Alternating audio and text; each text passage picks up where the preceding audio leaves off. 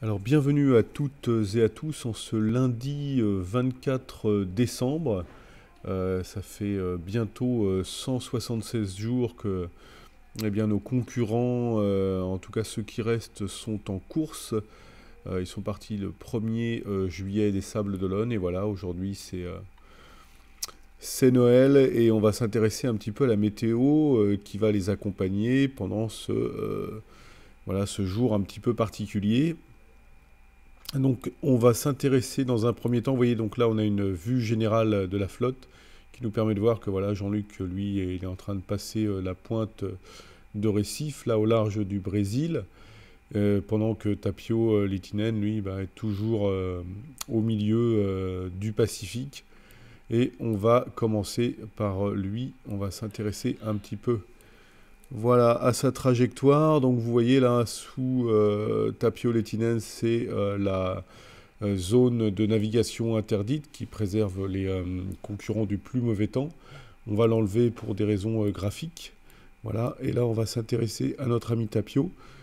On voit que là il est dans un vent de sud, mais il est un petit peu au près là juste avant, c'est ce qui explique sa trajectoire un petit peu comme ça qui remonte vers le nord. Donc là logiquement il devrait bénéficier pendant un petit moment voilà, de ce vent de sud qui va lui permettre de faire de l'est assez facilement, dans une mer relativement calme. Et alors, par contre, petit à petit, le vent va tourner de face en forcissant. Vous voyez, là, quand on s'intéresse, voilà, sûrement, ça va l'obliger à remonter un petit peu vers le nord. Bon, vers le nord, c'est pas très grave parce que de toute façon, ah oui, oui, là, il a vraiment du vent de face, et ça va pas l'aider à progresser vers l'est, puisque le vent vient de l'est. Donc il va falloir qu'il lutte contre le vent, bah, au moins jusqu'au 26. Voilà. Et bon, à partir du 27, a priori, le vent devrait progressivement repasser au nord, ce qui devrait lui permettre de refaire de l'est et de descendre un petit peu.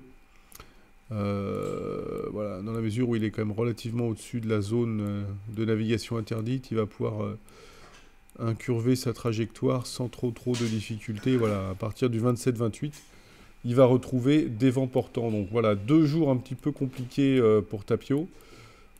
Vous voyez, avec du vent de face jusqu'au 27. Et à partir du 27, voilà, la rotation va s'opérer dans la journée. Et en soirée, le vent sera repassé au nord. Là, voilà, à 17h UTC, le vent est repassé au nord. Et après, donc au nord-ouest, et là, il aura 3 quarts arrière, et il pourra naviguer euh, donc avec un angle qui sera favorable pour la vitesse. On va s'intéresser, voilà, en termes de vitesse. Vous voyez, il y a un nœud 2 là pour l'instant, donc c'est un peu la pétole. Donc Tapio, voilà, de 2 jours de progression contrariée, et après, ça va revenir à des valeurs plus sympas pour bien progresser vers l'est. Notre ami Itzvan Kopar, l'américano-hongrois, donc qui est toujours en route vers le Cap Horn. On va regarder à quelle distance il se trouve donc de ce rocher qui matérialise le retour pour nos marins dans l'Atlantique, et c'est pas rien. Ben, vous voyez, c'est rigolo, mais il est à 1000 milles pile quasiment, hein, en fonction de là où on met le curseur. Mais vous voyez, là on est à 1000 milles pile. Donc bon, ça fait à peu près une semaine de navigation à la vitesse où il avance actuellement. Donc si on s'intéresse au temps qui va accompagner donc la semaine prochaine, donc là nous sommes le 24, on voit qu'il est dans un vent d'ouest relativement fort, il marche à 5 nœuds, donc une vitesse relativement enfin une vitesse tout à fait correcte pour donc les bateaux de la Golden Globe Race. Et il descend voilà, vers le sud-est. Et on va regarder un petit peu le temps qui va l'accompagner. Donc là, ça forcit un petit peu, mais rien de méchant. Il va pouvoir continuer à descendre et à avancer avec un vent relativement consistant. Et là, on voit que dès demain, eh ben, le vent va s'affaiblir un petit peu, et a priori pas l'état de la mer, on va regarder. Ouais, donc voilà, il sera dans des valeurs voilà, aux alentours des 5-6 mètres. Donc voilà, le vent va baisser, mais pas la mer, donc il sera quand même dans une houle relativement consistante, ce qui est toujours un petit peu inconfortable quand le vent faiblit, mais bon, voilà, maintenant, István, il est quand même très habitué aux conditions du Grand Sud, hein, ça fait un petit moment qu'il y est. Et là, vous voyez, il y a une petite, enfin, il y a plutôt une dépression assez importante qui est en formation dans son ouest. On va regarder un petit peu comment ça se profile pour lui.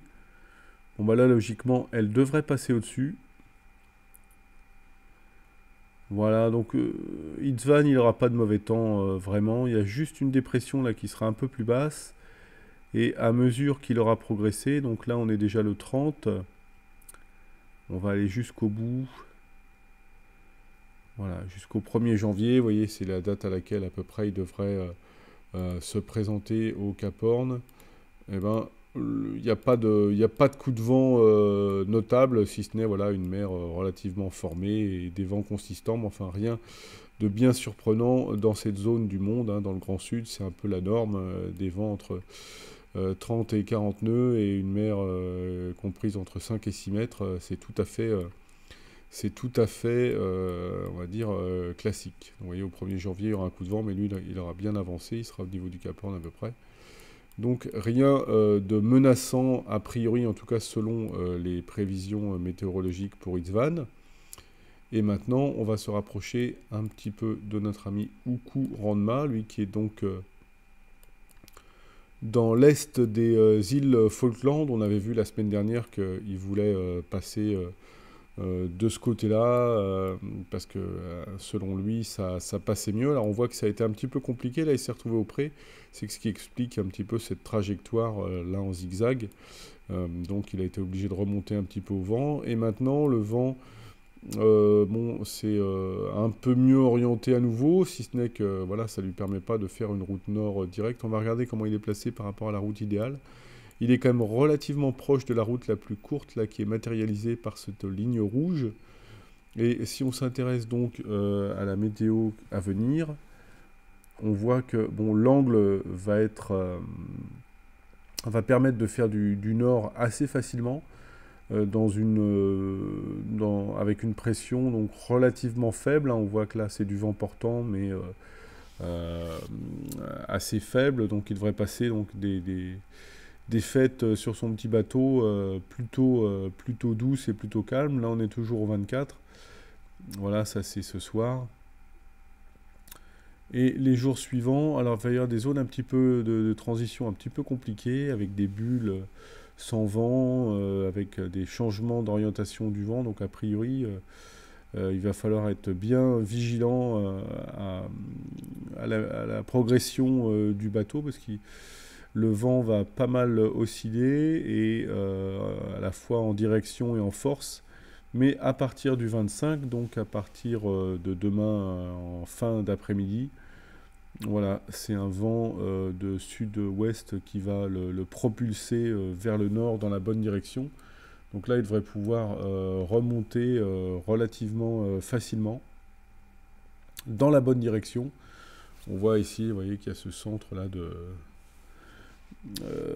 haute pression, et que bah, voilà, le vent tourne dans la bonne direction sur le côté est de cette petite bulle anticyclonique, et ça devrait lui permettre de remonter comme ça pendant eh bien, au moins jusqu'au 26. Et on va regarder un petit peu après. Voilà, ça va continuer. Bon, l'angle sera un petit peu moins bon, et au fur et à mesure qu'il va remonter, eh ben, le vent va se retrouver de plus en plus face à lui. Donc, ça sera à lui après de voir en fonction de l'endroit où il est, en fonction de sa progression, quelle stratégie il va adopter. Mais en tout cas, voilà, dans les 3 prochains jours, il va se passer beaucoup de choses en termes de force de vent et en termes d'orientation. Donc, si il va passer un 24 relativement tranquille, et a priori, il y aura quand même pas mal de manœuvres dans les jours qui viennent. On va pousser un petit peu, voilà, jusqu'au bout. Alors ouais, s'il reste pas mal dans cette zone, logiquement, il devrait continuer à avoir des vents portants. Faut pas qu'il parte trop vers l'est. Mais bon, a priori, voilà, dans les jours qui viennent, pas de difficulté majeure pour au courant de masse, si ce n'est une veille sans doute intense pour profiter au maximum de la météo et progresser le mieux possible. Intéressons-nous, voilà, à nos deux premiers protagonistes qui se livrent. Alors bon, c'est pas vraiment un duel parce qu'il y a quand même pas mal d'écart entre les bateaux, mais qui, enfin si, ça reste un duel malgré tout puisque l'arrivée est quand même relativement éloignée et qu'il peut se passer beaucoup de choses encore entre ces deux marins. Donc même si c'est pas un duel au contact pour l'instant, en termes de scénario, Mark Slats n'est pas du tout mal placé pour essayer de dépasser Jean-Luc, sachant que Jean-Luc, lui, il a quand même des soucis techniques avec un mât qui est abîmé et qu'il doit protéger en naviguant de façon un peu modérée quand il est au pré. Ce qui n'est pas le cas de Mark Slats, même si son bateau voilà, a quand même quasiment un tour du monde dans les pattes et que si il n'y a pas eu d'avarie significative, le matériel malgré tout fatigue aussi.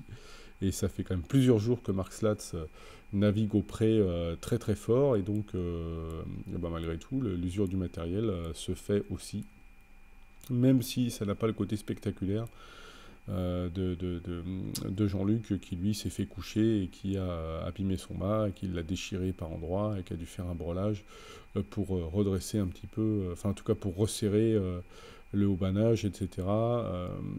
Donc voilà, deux bateaux qui sont dans une configuration assez intéressante à suivre jusqu'à l'arrivée de la course. On va regarder un petit peu l'écart qui sépare les deux bateaux. Parce que a priori, Jean-Luc a quand même voilà, augmenté son avance. Voilà qu'il est revenu à près de 1000 milles. Et il n'y a pas si longtemps que ça, elle était descendue sous les 800 000. Donc Jean-Luc a augmenté à nouveau son avance. On voit pourquoi. Hein. C'est parce que notre ami Mark Slats, lui, il est dans une configuration... Ah, j'étais un petit peu enthousiaste là, voilà. Notre ami Mark Slats, il est dans une configuration où il a été obligé voilà, de naviguer au pré, de s'écarter de la route directe, là qui est matérialisée en rouge, pendant que lui, Jean-Luc, était menacé pendant tout un moment d'être obligé de faire un virement qui aurait été vraiment destructeur pour sa progression, mais finalement, ça s'est bien passé. Le vent a petit à petit tourné, ça lui a permis de passer la pointe de récif sans aucun problème. Et donc de continuer relativement proche de la route directe pendant que Mark Slats s'en éloignait. Donc c'est ce qui explique aujourd'hui à la fois la différence de vitesse de Jean-Luc plus voilà, une navigation au plus proche de la route directe, pendant que lui, Mark Slats, donc effectuait un virement de bord. C'est ce qui fait que voilà, la distance a augmenté. Et on va s'intéresser à regarder comment ça va évoluer dans les jours qui viennent. Alors là, nous sommes donc le 24, là donc c'est aujourd'hui, c'est maintenant. Et Jean-Luc, lui, devrait continuer à progresser tranquillement vers le nord, dans une mer relativement, on va regarder un petit peu la houle aussi, tant qu'on y est. Donc vous voyez, ça n'a plus rien à voir du tout avec le Grand Sud. Là, ça c'est compris voilà, entre 1,50 m et 2 mètres. Donc une mer très maniable et dans un vent qui l'est lui aussi. Donc tous les deux vont passer un 24 décembre relativement tranquille aussi. Bon, si ce n'est que Mark Slats, il aura quand même une fois encore à composer avec une allure de près. Qui n'est pas la plus confortable, ni la plus reposante, mais bon, c'est comme ça. Et dans les jours qui viennent, donc là on est au 24, là c'est ce soir, bon voilà, on voit que Mark Slats, lui, est toujours dans un vent qui a tendance à faiblir, mais qui reste de face, pendant que Jean-Luc, lui, est porté par un vent qui n'est pas 3/4 arrière, qui est quasiment de travers, mais voilà, qui l'emmène vers le nord tranquillement. Et je vais prendre un petit peu de recul pour qu'on voit quand même, voilà, dans un système un peu plus large.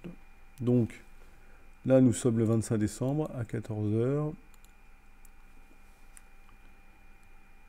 Et on voit que voilà, Jean-Luc va être accompagné tout un moment par des vents portants. Voilà, jusqu'à arriver donc à cette zone là qui va être un petit peu perturbée. Hein. Voilà, il y a le poteau noir ici, et donc un petit prolongement. Mais bon, ça s'annonce pas trop perturbé. Et ça devrait peut-être lui permettre de traverser cette zone avec une relative... Alors c'est toujours très compliqué de se faire une idée, surtout que là on est dans des zones qui sont vraiment très perturbées, donc les prévisions sont à prendre avec de grosses pincettes, mais bon, il ne se présente pas de grosses barrières pour récupérer donc, les alizés de l'autre côté, si ce n'est qu'après, l'angle sera évidemment moins favorable et que Jean-Luc aura tendance à partir vers l'ouest et donc de s'écarter largement de la route directe, pendant que Mark Slatz, lui étant plus à l'est, accrochera peut-être donc ces alizés-là avec donc un angle un petit peu meilleur du fait de son décalage dans l'est. On verra, d'ici là il faut qu'il remonte, vous voyez là on est au 27, il est toujours dans des vents de face, Mark Slatz. Et oui, ce qui va l'obliger de toute façon à naviguer pas mal vers l'ouest. Donc en fait, il va peut-être se retrouver au même niveau que Jean-Luc. En termes de... Voilà. Ah non, parce que voilà. Donc ouais, à partir du 28, voilà, l'angle va être bien meilleur. Va permettre à Mark Slatz de bien remonter vers le nord. Voilà, et de se recaler sur une trajectoire qui soit vraiment efficace et proche de la... à la fois qu'il soit dans la bonne direction et qu'il soit proche de la route la plus courte. Pendant que lui, Jean-Luc, sera rentré donc dans les alizés de nord-ouest et qui vont l'obliger à s'écarter de la route directe. Donc voilà, Jean-Luc a accentué son écart sur Mark Slatz donc ces 2 derniers jours.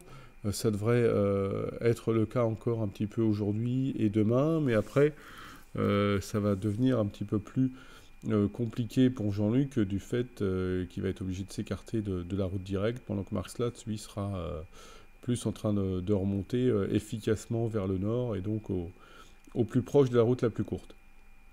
Donc voilà en gros pour résumer cette petite